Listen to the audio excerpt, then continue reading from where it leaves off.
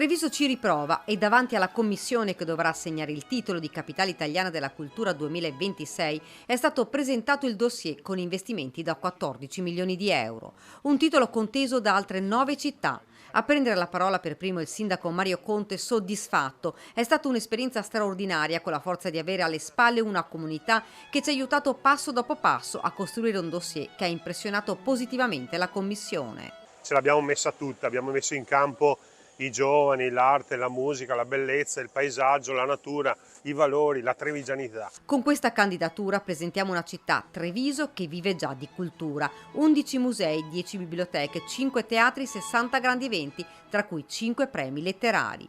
Non a caso è definita la piccola Atene, l'appello del presidente Zaia. Noi comunque ce l'abbiamo la capitale della cultura, nel senso che noi sappiamo che portiamo qui in dote una città di 86.000 abitanti che vive di turismo culturale e ci sentiamo la responsabilità di far bella figura al paese. Fabrizio Malacchin, direttore dei Musei Civici di Treviso, punta sulle iniziative culturali in città. Nel nostro dossier ci sono tanti progetti dedicati all'arte e alla valorizzazione del nostro patrimonio.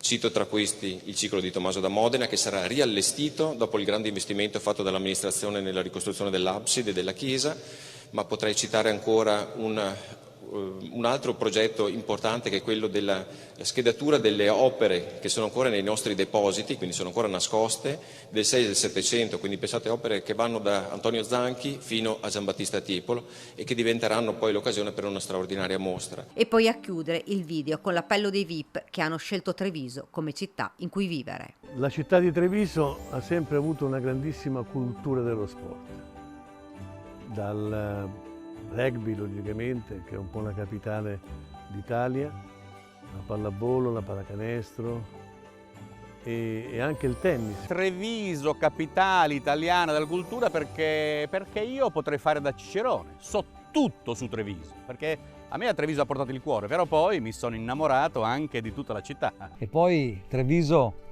lungo il suo fiume, il Sile, ha tantissime ville venete nelle quali si possono trovare ancora tracce di pitture del Tiepolo e soprattutto la storia palladiana di tutte le più belle ville del Veneto, per cui insomma Treviso, capitale della cultura.